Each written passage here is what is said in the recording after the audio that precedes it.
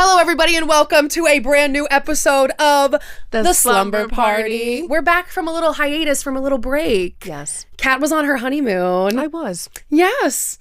And everybody, round of applause for Kat. She posted some pictures. I posted like 10 of them. I know. Yeah. That's more than she's posted in like the last 3 years combined. Okay. One had my face in it. That's That was good. That was good.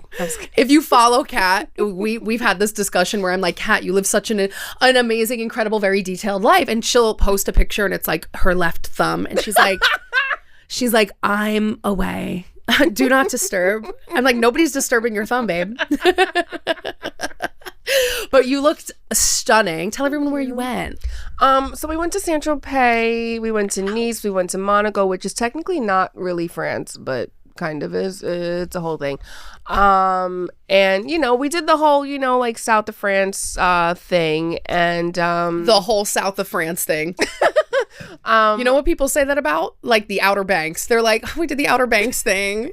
You're like, we did the South of France thing. You know what's so funny? One of my friends, when we first met, she told me she lived in SF. And I was like, you live in the South of France? She was like, excuse you? She's like, San Francisco, you fucking snob. I didn't know. Honestly, that's so high vibrational of you. You're elevated. Okay. More so, I was just dumb. I kind of live for that. But yeah, you looked amazing. You looked like you were having the best time. I really did have a great, we had such a great time. That's so good. Yeah. I really made an effort to not contact you either. Why? Because there's nothing because you're on your time. You shouldn't have to be bothered by anyone. I don't want anybody to talk to me on my honeymoon. Not a single person shall talk to me. And matter of fact, I might leave my phone here. Okay? But yeah, no, it looked fantastic. And I was keeping up on my phone, ooh, when is she posting next? It looked so fun. We had a really great time, and we got to go to I think it's pronounced La Opera, which I guess I've heard it's a nightmare to get reservations there, so we were able to get that, which was great. It's so our vibe. Fun. As you're eating the food, bitches are dancing on top of the table where your fucking food and drinks are. But it was just a great time. Yeah. You know what? As long as they have nice feet. Oh, everybody there was gorgeous. Okay. They listen. They're very shallow with who they pick to work there. But I don't mind it. I don't mind a little eye candy. No, that's fine. If I was dancing on your table, somebody'd be like, "Get those things away from me." Your feet? My feet. Get those Frankenstein ass. No way. Listen, some of us are born with pretty hands and feet. Some of us are born with talent. My grandma and my mom have incredible hands and feet, and I'm like, why are you so much older than me and my hands look older than yours? No, and my mom has amazing hands and feet too. Her nails, her natural nails are extremely long and hard and healthy. Yeah. I've been chomping at the bit on my fingertips since I knew that was a possibility. No more biting. I can't help but bite my nails. I'm an anxious human being. I don't do drugs. I don't smoke. I drink occasionally. It's okay when everybody else wants to snort a line in the middle of their workday, and then they're like, oh, they're just a crazy guy. He's just having fun. But when I want to bite my nails, it's Diana has a problem. Oh, okay. All right. Well, yeah, you and Caleb both got a fucking problem. This man, it's so annoying. It is really he bites his nails, and I will tell him to stop, and it's like he doesn't even. It's just muscle memory. 30 seconds later, he's biting again. And you know what's crazy is I used to have the little no bite top coat that you would put on the top of your nail, and you would paint your nails with it once or twice a week. Because every time you put it to your mouth, it puts this most disgusting taste in your mouth. And I was like, oh my God, this is going to work. And I was going to get you that, but now I'm about to find out it doesn't work. No, not only does it work, but it gets on everything. So it's even when it's dried on your nail, I could go to open a can of soda and the entire top of the can of soda tastes like this disgusting taste. I actually thought I was going mentally ill. Yeah. I was like, this is insane. So yeah, but I'm working on it. Okay. Sorry guys, I'm very type B. If you keep nails on, does that keep you from biting your nails? Well, yeah. Okay. Well, yeah. But Okay. acrylics are better for me, but like Okay. this nail just popped off and I already bit it. My middle finger just popped off and I already All right. We're going to work through this. Yeah. Yep. Light as a feather, stiff as a board. Let's jump into it. Well, my light as a feather was my honeymoon, so. Yeah. Oh, I love that. Yeah. Anything else you want to add on the honeymoon? I have to say, I love the way we did this. I love the way, like, we did our, I wish we waited a little bit longer for the wedding, honestly. We waited, I think, like 2.5 years. I wish we did like 3 years. Really? Yeah.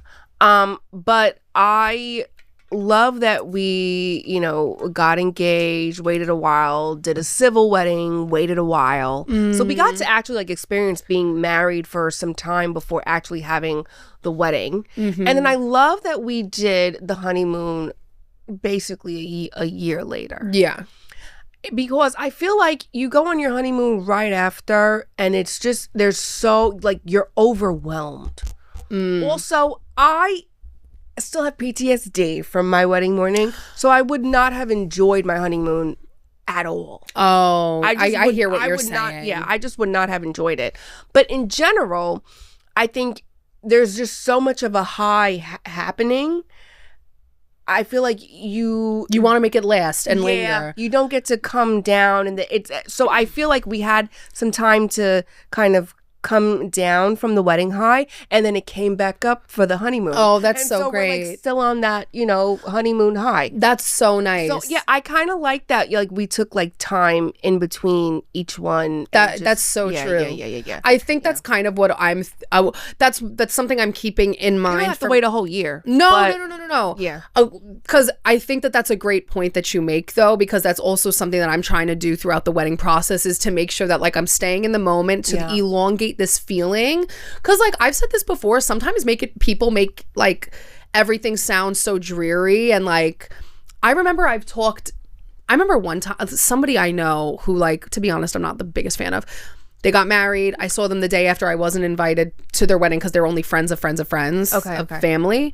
But my brother and sister-in-law went to their wedding. And I see them the day after the wedding. I'm like, oh my God, guys, congratulations. Like, how do you feel? Yeah. And they're just like, it's whatever. It's the same. I'm like, if the day after my wedding, like, I'm just like, it's whatever. It's the same. Like, I mean, the feeling is the same. Does that make sense? Yeah, but they weren't saying it like that. They were they were giving like real negative downer vibes, downer energy, and I'm like, okay, all right, well, like, say something nice about yourselves. Like, geez, lift up the self-esteem a little bit. I don't know. I want to make that little, you know, butterfly feeling linger. If I like, I would do minimum waiting like maybe 2 months after the wedding to like really go on a honeymoon. Yeah. My thing is, I know if I do that, we won't go on a honeymoon. Why? Because we'll be like, oh, well, we have to do this, and oh, we already requested time off of work, and his work is too. Oh, I see what you're saying. His work is like too strict. But also, I mean, we had 3 days of a wedding. You know what I mean? So I hear you. It's like we didn't need to go on a honeymoon right after. I feel like if I were to wait after the wedding, we'd be like, oh, we'll plan it this month. Oh, or we'll do it this month. And then no. You have to have it previously planned. Right. Previously planned. I feel like we'll be too discombobulated. And if we give ourselves a break, we'll like forget about it. We honestly would have went anywhere between 3 to 6 months after. The reason why we basically waited a whole year is because like the best time to go to Saint-Tropez is like June, July. Well, I mean, but I think it's a great timing for what you're like explaining that you want. It makes so much sense. It just makes it better. Yeah. Plus, I was able to enjoy it, which I would not have. Yeah. So I'm just worried that like when I have my wedding, I don't want to do like my wedding and then like 2 days later like go back to work. And I'm like, that for me would be a buzzkill. There's like, no way. You know what I mean? There's no way. That for me would be like, like, no, I want to like keep it going. Like at least a week.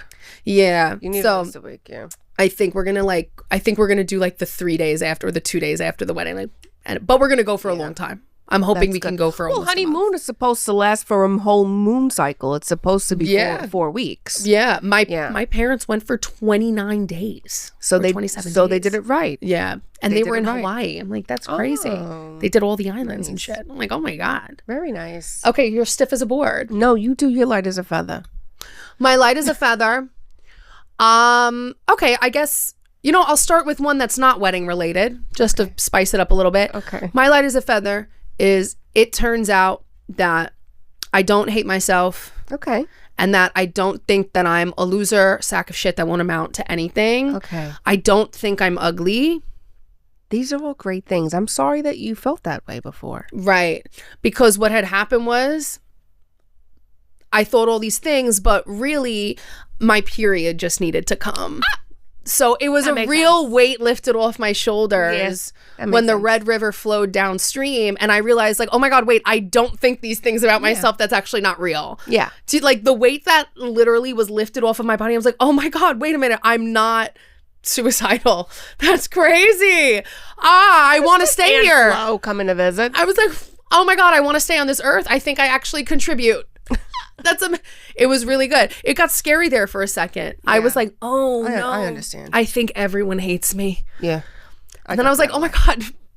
I go through No. that with my period. Yeah, I'm like, my period just hates me. It's not everyone. So that was really nice. That was my light as a feather for sure. Cause that was, the hormones hit me hard this cycle.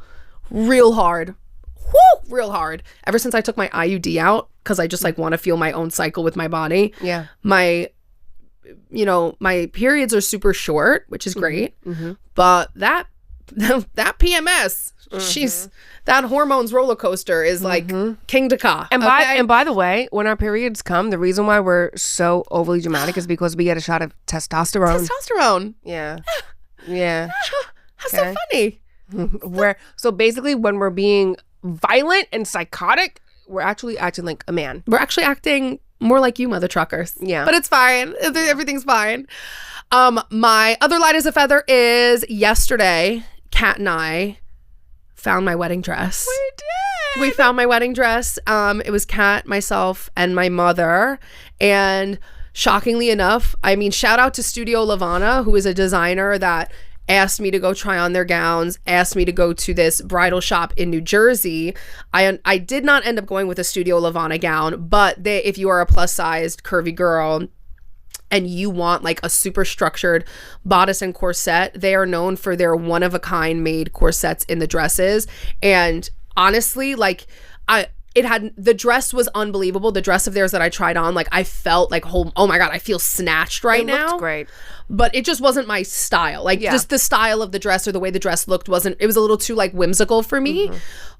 Please go try on their dresses if you are plus size. I mean, like I was really blown away. But we had this bridal stylist, Allison, at Brides by Young in Rochelle Park, New Jersey.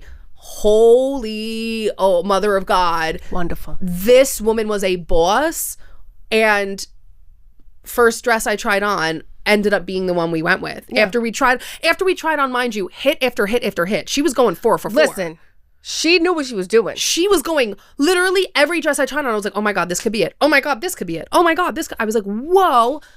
But she came in with a dress named Diana. Oh. And the way that it honestly was snatched my stunning. body, we didn't end up going with the dress. But the reason what sold me on the other one is because she said, if you like the way your body looks in this dress is closer to your size. And I still wouldn't put you in this size because it's still too big on you. Yeah. She goes, but the dress you have on over there is going to look just like this, if not better. The only reason why it doesn't look exactly like this right now is because it's too big. 10 sizes over your actual size. Yeah. And so she's like, if you like the way that this looks and you like the embellishment on the other one, that's what it's going to look like. She put the veil that I wanted on me and the gloves. And the gloves. we literally all And went, the bow. and we literally all went, Yeah. Instant tears. that's it. Instant. I don't know if the bow came with it. Did we end up getting the bow? Yeah, the bow's on there. Oh, I have no idea. Yeah. See, I don't even know. I was just in love. I don't know. I wanted to make out with her. Yeah, that's She was my fantastic. wow, unbelievable. I'm so happy that you finally found your dress. I was really scared that I was going to have to settle. I was so scared I was going to have to settle. I know you felt nervous, but what I tell you, I said those nerves mean you're about to find your dress. Yeah. Yeah. It was so funny. I get like little goosies just right now. Get little chills. I'm so excited to wear that dress on my wedding day, really. It's a really surreal feeling, like, holy shit, I just bought my wedding dress. Yeah. That's really wild. Ooh. It was beautiful. Oh my God, I want to go back. Cry? No, I'm just thinking about my younger self who always wondered, like, I wonder who I'm going to get married to, and I wonder what dress I'm going to wear. I am a very existential thinker, and I just am constantly thinking about all the other dimensions I exist in. Oh, no, same. Yeah. Stiff as a board. Go for it. Okay. We got to talk. We got to have a meeting with Noah or what was going on when he was putting the animals on the boat. Did he have to put mosquitoes? Okay, it's like fucking tradition at this point. These motherfuckers, they love to bite me on the ass. I've got to walk around with an itchy ass all fucking day. You know how much hydrocortisone I have on my booty crack right now because it's so itchy. And then when I'm outside and I need to scratch, but obviously I can't, okay, because it's gonna look like I didn't fucking shower. You're giving a new meaning to make my ass itch. Giving a new meaning. Fucking mosquitoes. I hate them. They're demons. Get them out of here. What do we need them for? Like, I know, like, we need certain... Right. What do they actually contribute, though? What do they do? Get them out. When God... You ever see those series when it's like, when God wanted to make... And they just comes up with, like, anything? Like, what prompted God to want to make mosquitoes? Boredness. Yeah. He said, let me make these little mini vampires. We got to get rid of the actual vampires. Maybe that's what happened. They got rid of actual vampires. They said, you know what, as your punishment, because you guys have been wreaking havoc, something here. We're going to turn you into little gnat-sized flies where you can suck as much blood as you want, but you'll have no real power because all you are is a fly, and we're going to call you mosquitoes. Have you seen the size mosquitoes used to be? And also, like, in other countries, what is it? It's always Australia. They always got it's always some Australia. fucking demonic animal coming out of the fucking ocean or something. I don't know what's going on. But, yeah. Fuck mosquitoes. I said it. And if you come to my house, I'm going to fucking murder you. Okay? Oh, I hate the big mosquitoes that are, like, this big. Ugh. Nasty. Nasty. Stop existing. Stop it. And stop biting me on the ass. I don't like that. Mean. That is mean. Yeah.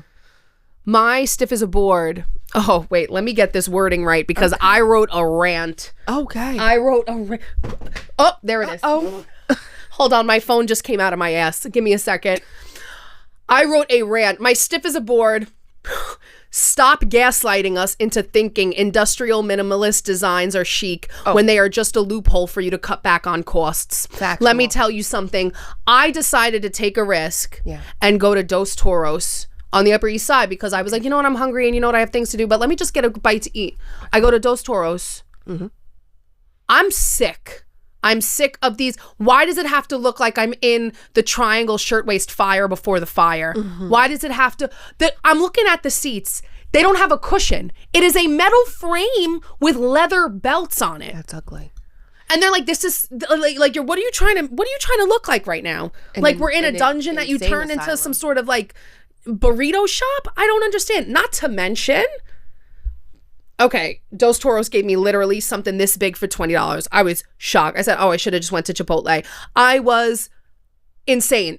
I was insane over this. It's lazy. There was no cushion, no nothing. Right. Everything is just, I'm sitting on wood and then I'm sitting on metal and everything's tin and like, it looks fucking ridiculous. I don't like this. Give me crown molding back. Give me maximalism back. Give me cushions. Give me tufted chairs. Oh, have you ever seen like 1960s design? It's so cozy, comfy. Absolutely. And color. I was so appalled. Let me make sure I just got everything here because I was very upset. Yep, little bitch bowl for $20. That's in here. Half the size of Chipotle. Why am I sitting on recycled seat belts? That's the truth. Oh. I was. Yes, you can mix industrial with luxury, but there's a way to do it and you will suck at it. Yeah, no, I don't want this anymore. Is it luxury though, or are they just There's trying a to way to- convince us that it Oh, is? yeah, you're right. It's very much like this is worth a lot because somebody important told you that it's worth a lot. Right. Like, why are we decorating? Like, who decided that? Why are we putting wall fixtures up that's literally just a piece of aluminum? What, did your 5-year-old put your garbage together and call it a day? You know, might have been. Yeah, so I'm over that. It's not chic anymore. It used to be, but unless it's the Princess Diaries where you're sliding down a fire pole to pop some balloons with paint in them, it's not fucking chic. You can't convince me otherwise. God, I love that movie. God, I love that movie. Do you know who was the executive producer of that movie? Cat fun fact of the day. Doo-doo-doo. Whitney Houston. Really? Yeah. You know what makes me the happiest is that Whitney Houston and Julie Andrews work together, and that brings me a lot of joy because I would love say them so. both. Wow. God. Oh God. What women? Hello. Right? Do you know, okay, this is so random, but when we were talking about our like guys who like people don't really see as hot, but like we think are hot, the hear me out. Yes. Okay, hear me out for this. Hear me out for this. It's not necessarily Michael Jackson. It's Michael Jackson's smile. It's his smile. It Yes. does something to me. Yes. But then I realized his smile is very similar to Whitney Houston's. And then I learned they're both Pisces risings. And I was like, is it a Pisces rising thing where their smile melts the fuck out of you? Both of them, when they smile, when Michael Jackson smiles, instantly, I'm like, oh, stop it. Oh my God. But then when Whitney Houston smiles, I have the same reaction. Wait. They have stunning. We have to look up Pisces risings after this. Yeah. And see. We have to. Yeah. Wow. It could also just be a Pisces thing though, because when Bieber smiles, I'm kind of the same thing. Oh. Or when like Rihanna smiles, I'm like, oh. Yeah. But yeah. Yeah. Oh, that's a good. Okay. But Period. Yeah. But yeah, just want to say, MJ's smile. You don't have to hear me out because I'm right. Are you kidding me? I don't gotta convince you of shit. Right, please. Oh my God. Julie Andrews is one of those people where I'm just like, don't ever make any sudden movements for the next 10 years, please. We need you. Oh, I can't take any more loss in this life. She's doing the voiceover on the Bridgerton as Lady Whistledown. But I don't know what they're going to do for this next season. For those of you who watch Bridgerton, I'll be honest, I hated the ending of last season. I thought last season was going to be great, but I hated the ending. You're telling me this woman caused so much havoc with this paper. She comes and outs herself. Right. And the queen is just like, okay. Right. I want it, like, milk Drama. it. Give me more drama. Yeah. Yeah. I didn't like the fashion this season. I thought they were trying too hard to be modern. It's completely strayed away from the period drama. Now you're taking too many risks to the point where it's too unbelievable for me. Take notes from the Gilded Age. Please. Hello? Yes. When you're doing a period drama and then you try to make it too outside of the period drama and you're like, I have to take risks and make it different. No, you don't. The only thing that should be different and interesting is the plot. Make the plot different and interesting. I will say the only thing about when it comes to fashion and modernizing things, they have done that a little bit on the Gilded Age. This is so like petty, but like zippers were not a thing at the time. Yes. Just want to say that. Very true. Zippers weren't a thing. Okay. Yeah. But I love that show. I didn't see the last episode. I have to watch it probably tomorrow because I have to work all night. But I know, Okay, well, I know. I'm not I going to keep say a hearing word that to there's you. like a cliffhanger. I can't tell you. We're big period drama people. We love it. Oh my God. I love that Felicia Rashad is on there. She's so pretty. Yes. She looks like my ex-boyfriend's mom. Oh yeah. Yeah. She's a beautiful woman. Stunning. Beautiful Very pretty, woman. yeah. Like even my ex-boyfriend's mom was beautiful. It's just amazing because like I hope this doesn't come off as horrible, but when a woman is that stunning and beautiful, even in her old age, you know what I mean? Like she's just like an ethereal being. I know what you mean. Like I fear that one day I did an aged filter. Have you seen her sister? Her sister's also very pretty. Oh, I got to jeans. meet her sister once. Oh my God. She's her name is Debbie Allen. She's a very famous dancer. Her sister's Debbie Allen? Yeah, that's her sister. Oh, yeah. wow. They're both very beautiful. Oh my God. Debbie Allen, the queen? The queen. Oh my God, West Side Story? Yeah. Oh my God. What a woman. Yeah. Wow. Who was their mother to raise these women? Well, you know what? Who was the Wayne's brothers' mother? First of all, can I just say, what specimens? There's like 8 of them who are famous, and then I find out they got more siblings. I'm like, how many more? And they're all attractive. They're all attractive, okay? And then all their kids, there's like 70 nieces and nephews, and then they got kids, okay? And then I was watching New Girl one day with my mom, and she thought that was Damon Wayans, and I'm like, that's his son. Oh yeah, I'm looking at him the way you looking at his daddy. I was about to say something pretty great. I was gonna say something pretty crazy. Both at the same time. Raw. Thank you. Next question. You know what I mean? Honestly, I'm here with next you. question. And you know what? Bring Marlon in too. You know what? Let's have a fun time. Let's have a fun time. I met Marlon once. He shook my hand. I was like, listen, back it up. Quick. I love that. Don't shake that hand. Shake a different hand. Shake my foot. Actually, no. You have to pay for those. Okay, what's our big topic of the day? I saw a tweet that said, or it was just asking people, like, you know, what's a gift that somebody gave you that you didn't like, that ultimately showed that either they don't really know you or they don't really like you. And I thought about gift giving for a second, and just the art of gift giving. I think it is an art. I think for me, when I think of giving gifts, I do my best to think of the person as opposed to like just what I think is easy or or acceptable. Like it's very rare that I will give gift cards unless I know that somebody is picky. Unless I know that like maybe you know, something that like if they're like a student, but my mom like kind of told me like long ago, like you don't get gift cards if you feel like you're unsure, but if you're just getting a gift card out of convenience, it's not with good intention. Like you should do something else. But yeah, I always kind of go towards, I try to do my very best to give good gifts. But there is an art to it. I've received some shitty gifts before where I'm just like, I would have rathered you just give me your presents, honestly. That would have been more meaningful to me because it's like uncomfortable at this point. I would have rather a bottle of water from some people. Right. I received a gift one time that was just a box. I'm not lying. I know this sounds like I'm lying. Was it a pretty box? It was a pretty box, but it was just a box. And my brother will never let me forget this. He's like, you remember when this person gave you a box for your birthday? It was like something out of an episode of SpongeBob. It was like the world of imagination, that episode where they're having fun in a box and they're creating like a world. Yes. I don't know if that's what she wanted me to do with it. My grandmother won't let me forget when somebody gave me $10 for my Sweet 16. I think she's upset with the person more so than anything else, but she brings it up all the time. I'm like, you know, I was 16 a lot of years ago. We don't need to, I don't want to remember this because I'm close with this person. Remember, and she's always like, remember when so-and-so gave you $10 for your Sweet 16? Wasn't that terrible? And I'm like, yeah. Can we not bring this up like ever? Like, but yeah. I am somebody. It was a check, by the way. It was a $10 check. They must have forgotten a zero. They had to have. Well, no, because you have to write out the amount on the check. You have to write it out.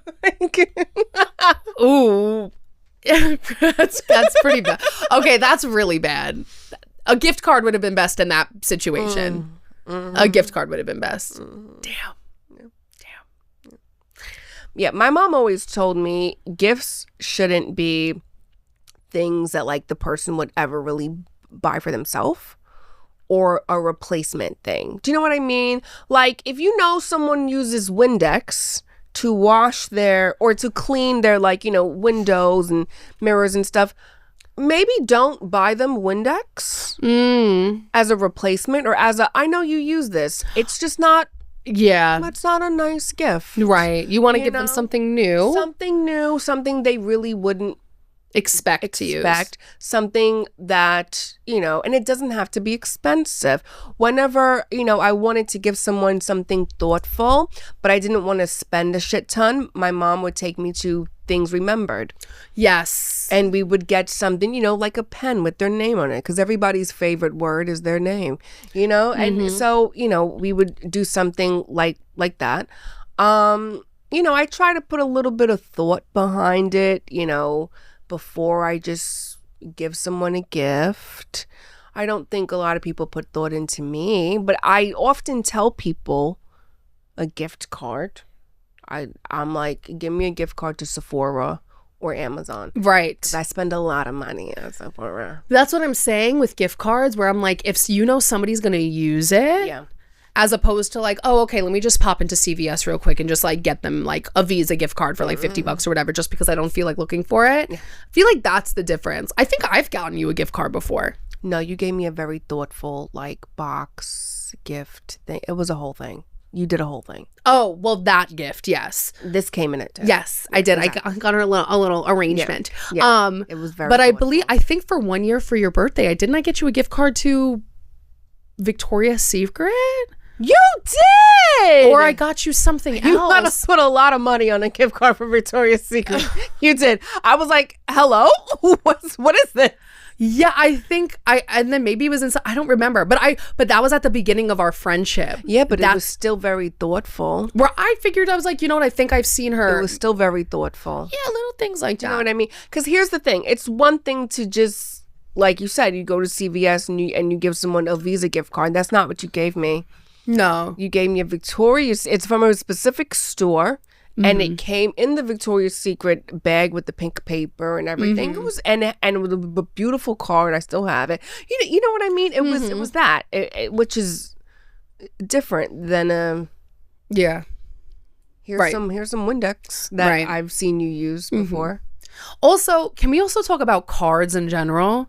I'm big on cards personally. I love a good card. I feel like you kind of like have to give a card to show, once again, just like effort. I'm somebody where like I don't give a fuck about money. I don't give a fuck about anything to like. I love that. I think that's great. It's beautiful. Yeah. But for me, it's like, just because you get me the nicest gift in the world doesn't mean that it's the most meaningful to me. It doesn't even have to be a full card. Just a note. Just a note. A short note. Short and sweet. I don't need you to write me a thesis. Yeah. But something that's like, I adore you. I love you. I appreciate you. I wish you the best this year. Yeah. Easy.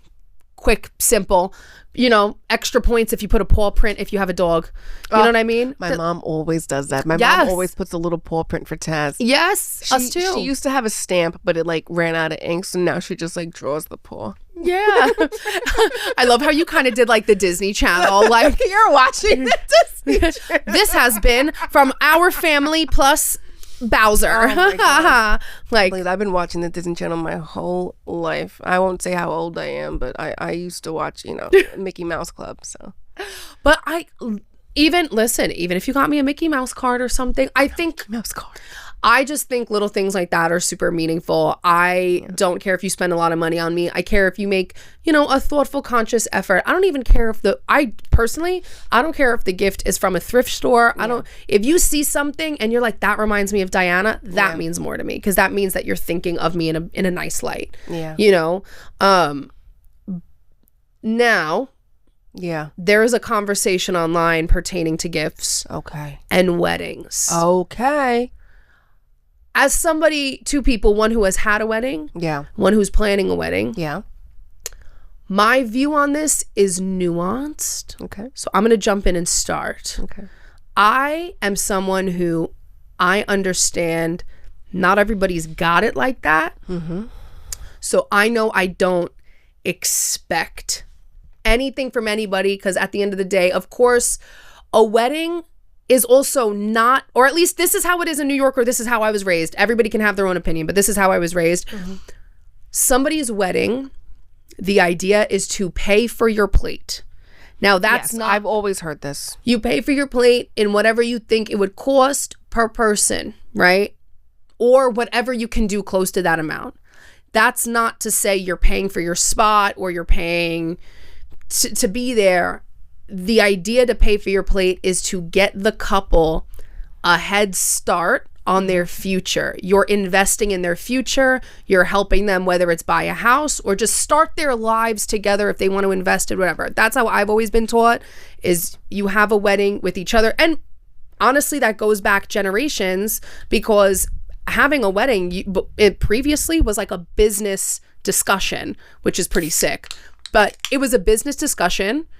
And now today, when people give money, how I was raised is you're helping this couple start this new chapter. Start their life. Yeah. Yeah. But I also know that not everybody's got it like that. So when it comes to my wedding, I'm like, I just want people to be there. I don't give a shit if anybody hands me an envelope, if I'm being honest. I don't care. I'm not going to wake up one day and feel like, oh, I wish I didn't have my wedding, because I love a fucking party. I'm happy to have a party. You know what I mean? Everybody like looks at weddings differently. I want the wedding because, damn it, I want to feel like a princess for a day. Yeah. I don't give a shit if anybody hands me an envelope. I don't care.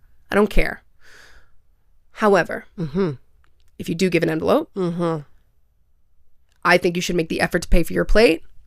And if you, like you were saying, that $10, if you go to hand like $30 each, you're better off not handing anything. It just, yeah. That's how it is in New York, but I was appalled to see some people's replies online. So we didn't do a wedding registry, really, because one, we already live together. We don't really need things. Right. But also because everybody had to travel for the wedding, which, by the way, because I know people be like, if you're doing a destination, it's selfish. If I had people come to New York, that would have been selfish. There's not a lot of people from New York who had to come to Florida, right? New York is very expensive. You have to think about the fact that they need hotels. Right. They might have to rent a car. They're taking the Uber. And also, they're only eating at the wedding. They have to eat on their own. It's very expensive here. Florida, no. Right. So, please, okay? But, you know, we did have a 3-day thing. Obviously, not everyone came for all 3 days, but we knew people were paying for their flights and their hotels. And of course, you know, they have to, you know, eat and et cetera, et cetera. So we were like, we don't really need anything, but if you want to give money, you can. We really put that there for people who we knew couldn't come, right? Like, if you know you can't come, you give a little something, something. I'm happy that for the people who maybe felt like they couldn't gave nothing, because I really just wanted people there. It was just, well, I wanted certain people there. You know what I mean? So it's like, I'm just happy that you came, you danced, you drank, you ate, you had a good time. I'd rather that. Yeah. That makes me feel, because that shows me you showed up for me. Yeah. You showed up for me, and that makes me happy. No, but I get what you're saying, though, about destination weddings.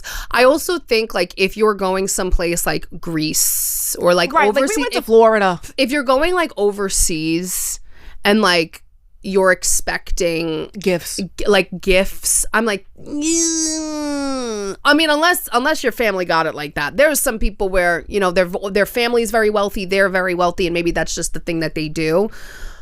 But that's like a big trip. That's a big trip. Because, you know, it's an expense for everybody. But, like, I always think that, like, no, you're good.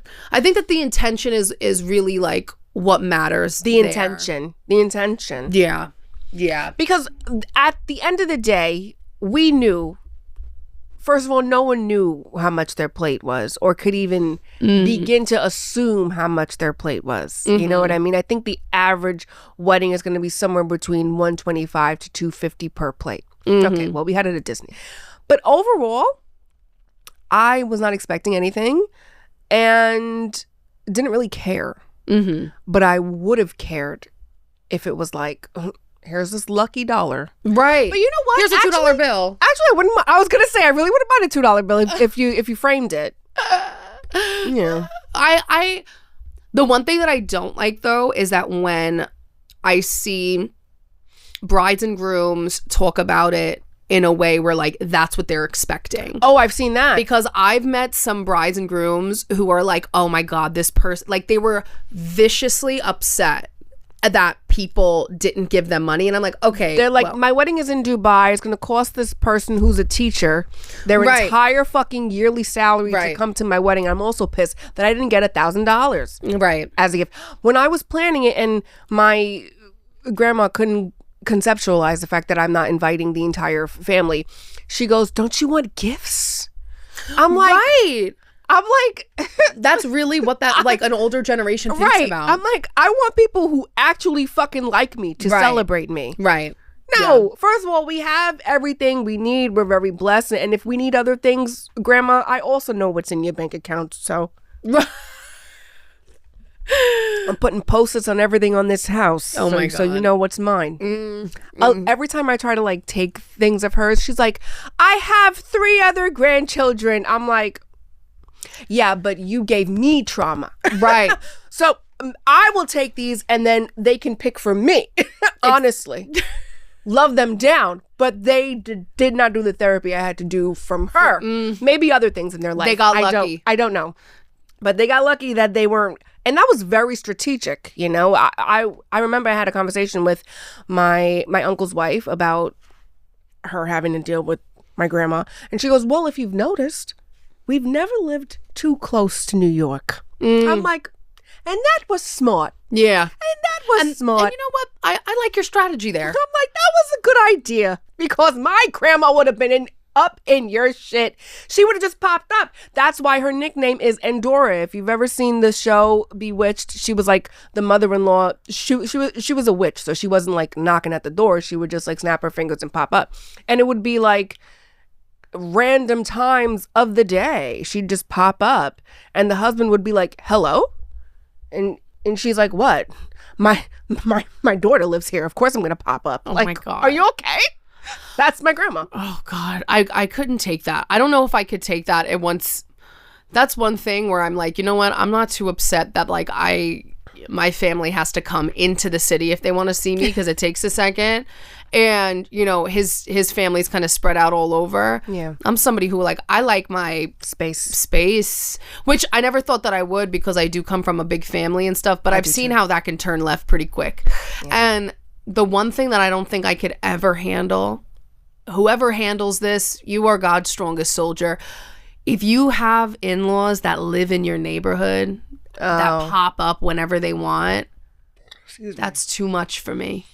Because then they think that like your house is their house and their house is your house. And like, listen, I lived on a block growing up where like there were some neighbors who had that relationship where they walked into each other's homes. Oh yeah. Where it's just like, let me walk. I had these 2 neighbors, Claudia and Nicole, the Guglielmos and the Prechtels and whatever, and like they would just walk into each other's houses. Like they were more like cousin family. Like I thought that they were all related. Oh. Like that's how close everybody was. And you know, everybody on my block shares a key and whatever, and that's fine. But I would not want my in-laws and I would not want my mother or my father or whatever coming in and out of my house whenever they want. Love my mother down. Love my parents. Everybody's great. Need space. But the boundaries. Thing is, neither my mom nor his parents are like that. Like, they're not like a, what are you doing? What are you doing? Right. What are you doing? What are you doing? They're just not, like, we have to tell them, like, what's going on. Yeah. Well, I do. Or I tell Caleb to. I'm like, hello, have you called your parents this year? Right. It's more so about the communication. Maybe it's a man thing. But is like, what I'm saying? Like the communication sometimes with men and their families can be very touchy, because I'm somebody where I grew up seeing my mother have very strong difficulties being accepted by my father's sisters. And I know my mother wasn't crazy. Maybe this is where my protection of her comes in, where I like cringe a little bit and I feel like I have to watch my mother's every move because I don't want people to take my mom the wrong way.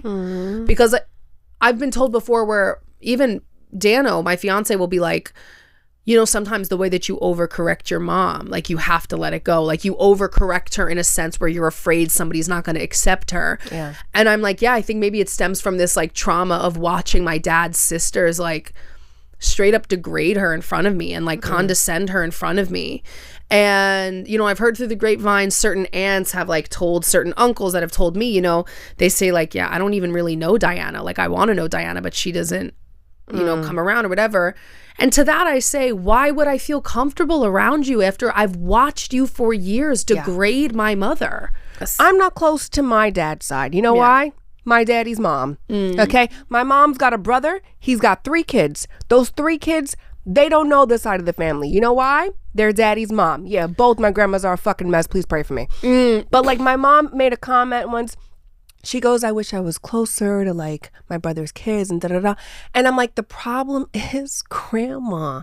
And you and I are seen as an extension of her. Right. So sometimes when people, you know, they get to know her and they find out she's a vile human being, they're like, well, obviously the other girls in her family must be like that.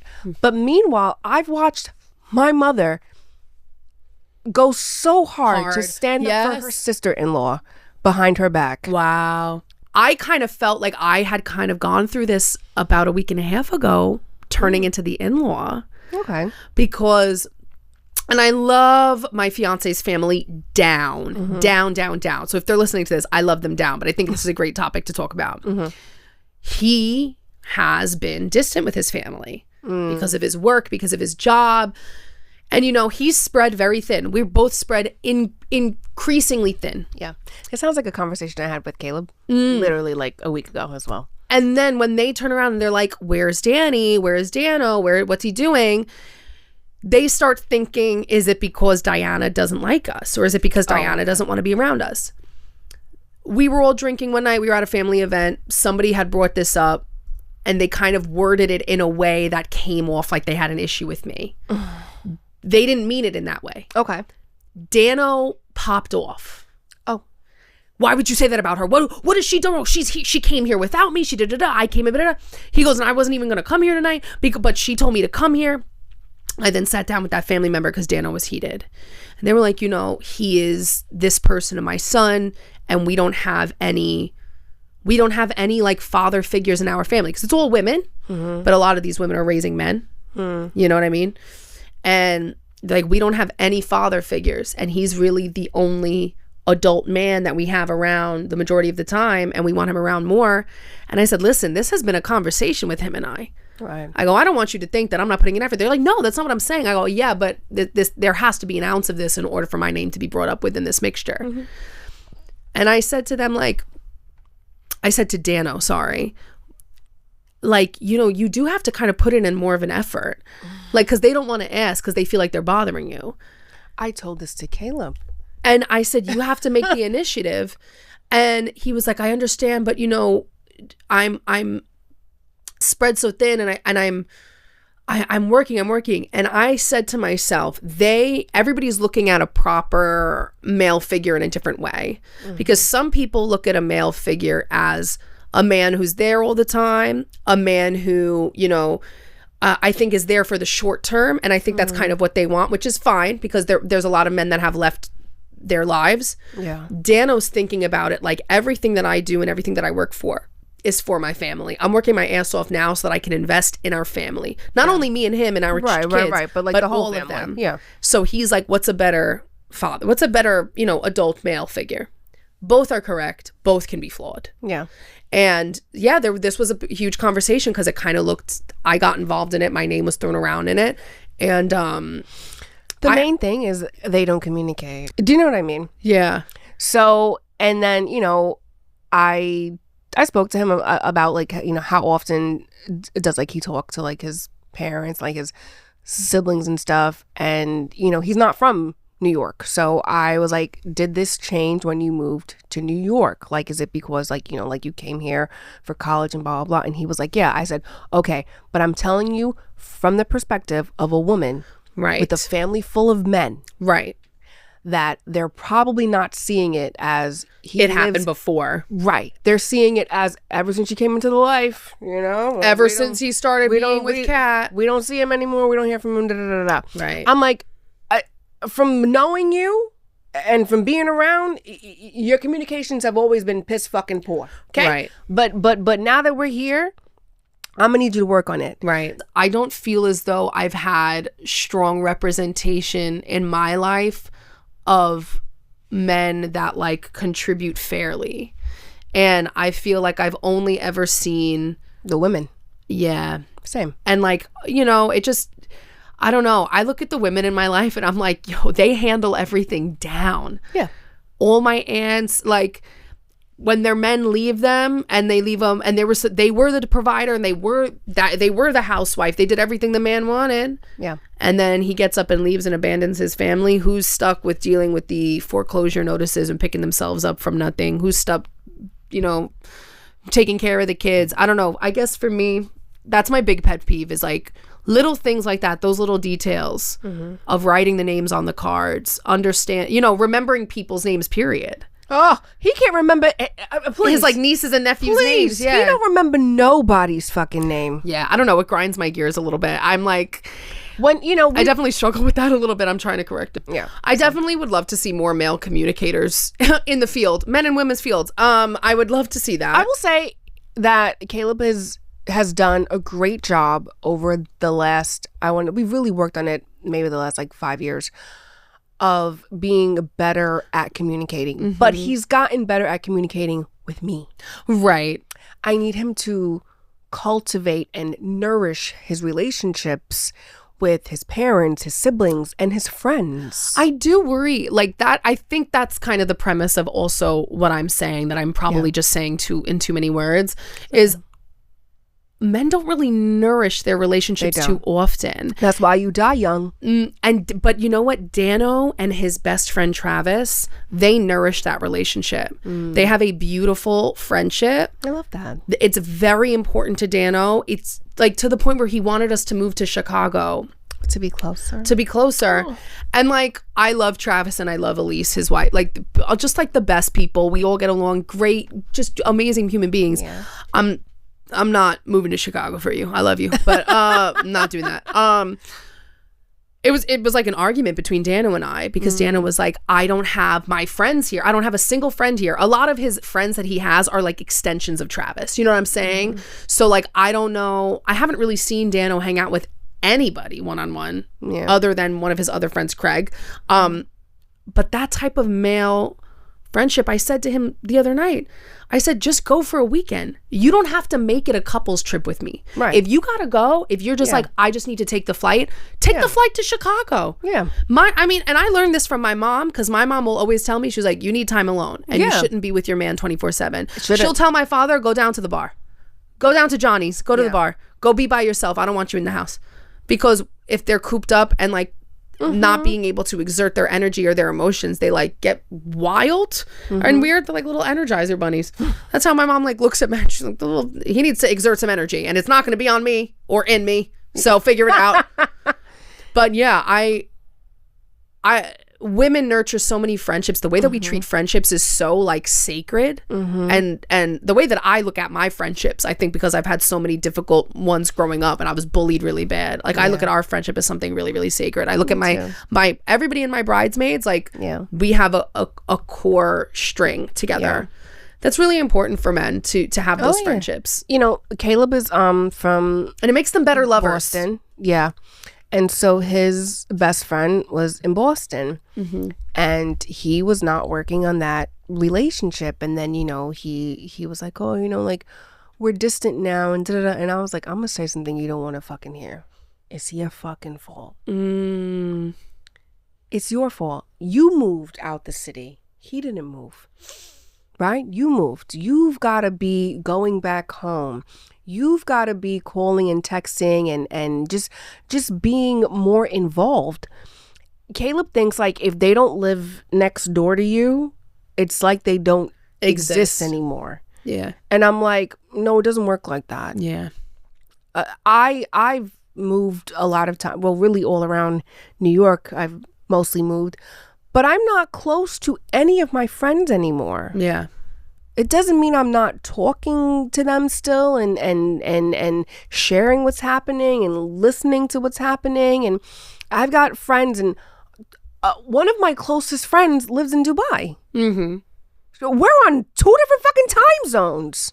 You're like in 2 different days. Right. Like she's already in tomorrow. But we still, you know what I mean, make that time. And she got married. She had a baby, but she still finds those like, you know, 5-10 minutes or so. Right. to check in. Just to check in. Oh yeah. Just to make sure, just to, share something, well, whether it's happy, sad, funny, whatever, just to feel that connection. And I haven't been to Dubai in years, but now I have more of a reason to go because now I get to go see the baby. Right. You know what I mean? Right. And I'm like, I don't, men rely on us to do that. Right. To be like, oh, remember your friend? His name is such and such. Remember to call your mother. How many times we hear that from women? Remember to call your mom. Remember Excuse me. Yeah. I had Caleb on a schedule to call his parents. Now, ask me if he followed the schedule. Okay. Yeah. Okay. Yeah. My mom has not talked to my dad's mom since I was like 1. That's crazy. But you know what's wild? My dad's mom was always nice to my mom, but it was just his sisters. My dad's sister, total sweetheart to my mom. Really? Total. I love her to death. I feel like it's always that way though. Like the son's wife is always really they That's always true. are like, we have to be so obsessed with the mom, or if most of the time that's how I look at my mother-in-law and I'm like, okay, whatever you want, da, da, da, da, da. You know what I mean? But yeah, that's a lot of the times what it is. But sometimes it's like, it's never going to be enough. I will say my godfather Vito, excuse me, because my godfather Vito is Italian, he married into an Irish family. Mm-hmm. My mother, Italian, I married into this Irish family. Yeah. He always stuck up for my mother. Always stuck up for my mother with my dad's sisters. Always said like, you guys don't understand her because the way we grew up in our type of households is different than you. Yeah. Her saying like she wants to host Christmas is not her saying you suck at hosting Christmas. Right. It's her saying like, I want to take the pressure off of you and we can share these traditions together. But you guys take it as she's trying to like stomp on you or whatever. Maybe we'll jump to like another topic for the last couple minutes. Okay. Yeah. I just want to say this. Just because you find someone attractive, you find them attractive. It doesn't mean they find themselves attractive. Let's just say that. Doesn't mean they've had work done. You know what I mean? Yeah. Yeah. Just want to say that, especially when it comes to like older women and like celebrities. Oh my God. It's like that just because they're famous and they're older, it's like, oh, they only look like that because they had work done. And it's like, okay, but you're their age and you kind of look similar to them and you haven't done shit. So what do you mean?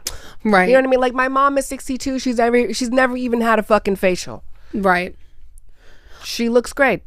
I also feel like we're so conditioned to plastic surgery now in this society. Assume that everyone has we done just it. assume that everybody who's pretty or like looks good for their age just like oh, you must have gotten work done because there's no way that you're naturally that pretty. It's like that's low-key a little insulting. I mean, like, I'll take it if you're like, oh wow, you look like you've got Botox. I'm like, it's like just my skin, bitch. Like, well, someone thought that I had Botox, and I was like, first of all, there's no way you see all this happening in my face, and you think I've had anything done. That's one. But also two, so you think I'm pretty? Stop. Right. Stop. But also, it's just an odd thing to assume, and then to openly ask too. It's just, yeah. I have mixed feelings about fillers, plastic surgery, and all that stuff. Yeah, I'm in between with my thoughts on it because I feel like it causes, reactions and symptoms of society like that, where nobody can be naturally pretty anymore. And also like, I don't give a shit what anybody says, like, oh yeah, like everybody has lip injections now and everybody has fillers and everybody says. And then whenever somebody's asked about like their fillers or their injections, whatever, all of a sudden everybody in the world has lip insecurities that have plagued them since they were 8 years old. Yeah. You cannot convince me that half of the young girls in America have lip insecurities. You were told that you should be insecure of your lips as a result of the plastic surgery industry. That's what I believe. Because do I think that a couple of girls, do I think that Kylie Jenner really had a lip insecurity? Sure. But do I think that now every young girl in America should be saving up their money because they also have a lip insecurity? No, I don't think that's true. I think that we're made to feel that way in order to keep up with the times. The Kardashians are very good at like, I mean, I feel like I always bring them up when I talk about this type of stuff, but it's because in terms of mainstream stuff, they were kind of the catalysts for this becoming so popularized. Yeah. I look at Chloe and you look at pictures of Chloe from years ago and she was never fat. She was not never fat. And we were like, not fat. we were convinced that Chloe was obese. And like, I'm looking at picture, I'm like, Chloe looked great. Like her arms were twigs in every stage of her life. She was not fat. And then It's I'm so like, crazy. yeah. So that's why I just remember hearing that interview. I was in high school and I remember, or I'd just gotten out of high school and I listened to The Breakfast Club every day. And I remember her saying that. I'm like, what? I remember being in elementary school. Okay. I don't remember how young I was, but it had to be like first grade or something. And like Titanic came out and it was like Kate Winslet, fat, size 4. Fat, monstrous, a beached whale. And she was literally built like a Greek goddess. I'm like, in that naked scene?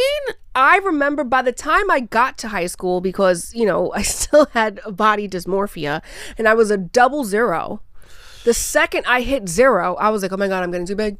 I can't be like Kate Winslet. I can't be a whole 4. I remember that. I remember I went to a store and I got size 2 jeans. And I was like, I left the store crying. My mom was like, why are you crying? I was like, because I'm like size 2. Yeah. I would kill to be a size 2 right now. It was, I mean, there was a point where I remember when Britney Spears first came out and they called her fat because she didn't have abs yet because she was 15. That's fucking. And then she finally got abs. And then she also got boobs at the same time because we were watching her grow up and they were like, oh, her tits are fake. And it's like, well, she was 12 and now she's 20. So she was so sexualized. Pretty sure her boobs grew between those times. Just saying. She was so sexualized. It's actually sick to think about. I know. It's so scary to think about that shit. I know. That's but why nobody. I'm glad kids aren't really a thing anymore in like the television stuff. Yeah. Yeah. But I do hope that, like, speaking of Britney Spears and plastic surgery and everything, and smiles, going back to one of the first things you said. What a stunning smile. What a smile. I wish veneers weren't such a hot thing right now. Because yes, some people, like, I think teeth are insecurities I can understand. Yeah. Like I have teeth insecurity. But like, you have a beautiful smile. Like what I don't. Thank you. Yeah. But that's why when I say, like, I don't feel like everybody in America has a lip insecurity, but everybody's getting lip injections. Yeah. I think that's why it's more trendified. But when I think of teeth, teeth are like, that really speaks to like the way your entire face looks. Yeah. And I don't know, like veneers, I totally get it. If you have like, we're born with some real janky teeth, like some people just get handed some like the shit end of the stick and their teeth are botched from birth. And they're like, getting veneers literally changes their life. Yeah. But everybody getting these like huge like chiclet teeth, I'm like, oh my God, I'm scared right now. It's actually why I'm happy that Beyonce has like never touched her teeth, because people would make fun of like her teeth like being small. Really? Well, when I was growing up, people made fun of her teeth for being small. I know. I'm saying really because I don't think I've ever noticed her teeth were but that she small. doesn't have like a gummy smile. Do you know what I mean? Like sometimes people with really small teeth have like a gummy smile. She doesn't have that. So I'm like, I don't know. I think her smile is pretty. I think she's pretty. But I'm just happy she never changed that. Yeah. She would look crazy. Yeah. And then there's people like J-Lo and Blake Lively who did the same thing, which was all they did was a little bit of bonding and a gum cut, which I really want on this side. Really? Yeah. And the both of them, it's like they never even had work done because all they did was just cut their gums and add some bonding. Wow. As opposed to in a whole new fucking mouth. Yeah. Of, you know, rocks. So Ariana Grande never got veneers, right? No, but she's got her little buck teeth that I'm obsessed with. They're so cute. I hope she never like shaves them down. They're so freaking cute. You know who else? Zendaya has like one little like crooked tooth that I hope she never fixes. I have that. Do you? Mm-hmm.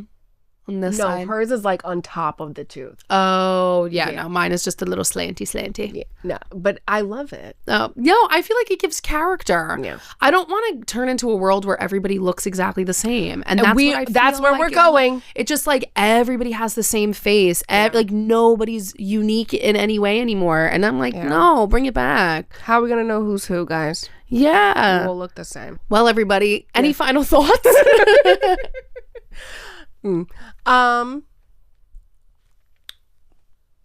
I can't wait to get my hair done because wow, it is disgusting and dirty. It is disgusting and dirty. Okay, any like positive final thoughts? Oh, well, that's a positive thought. That's positive. My hair's gonna be luscious. No, because I have to. You know what? Look at us with our. Okay, if anybody's watching the camera right now, us with our like robes. I just want you to imagine us in 30 years. Just like this. We're going to have the same robes. Please. We're going to have the same robes. Please. We're going to be walking around on the Upper East Side, sweeping our front steps. Absolutely. I am going to have a cigarette hanging out of my mouth. Period. I'm going to get to a point in my life where I'm like, now I got to smoke cigarettes just for the vibes. I used to smoke. Really? Why is it always like shocking to people? Oh, it's so shocking. Every time you do not and they're come like, what? Yeah, no. When I was in high school, I smoked 2 packs of cigarettes per day. And then when I had spinal surgery, they had to go in between in here, if you can, see the line. And the doctor was like, after the surgery, he said, somebody up there likes you because you look like you've never smoked. He's like, your lungs are like... Oh my God. And I was like, no, I smoked a lot. I started smoking after my grandfather passed away, and it was just kind of like I didn't really know how to. I kept losing people, Yeah.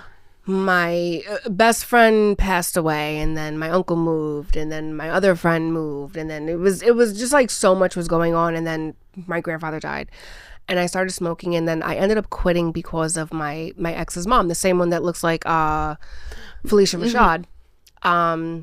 She told me that she used to smoke, and she sat with me and she was like, okay, I want you to think about why you first started smoking. She was like, now stop. Yeah. Nice. Yeah. Okay. Now you're done. Because I asked her, I said, okay, well, how did you quit? She was like, I just quit cold turkey. And I'm like, but I can't. And that's so hard. But I did. I quit cold turkey.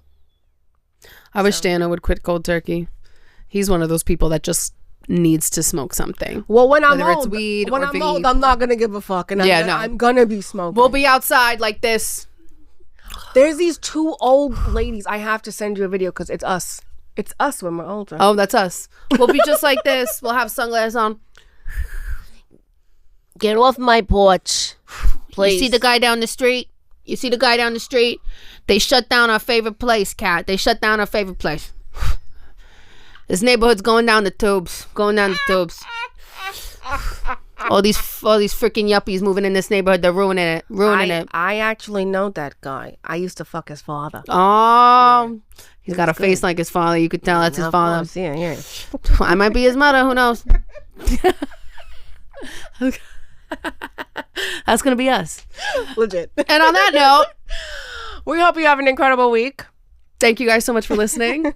We love you. Like, follow, share, subscribe. Yes. Tell your friends. Yes. Sorry for the break, but we're back and we're better. We're back. And we will be having a finale episode. Yes. Episode 12 will be our finale episode. Yes. And then we'll start the next season a couple weeks after that. Love yous all. Bye. Bye.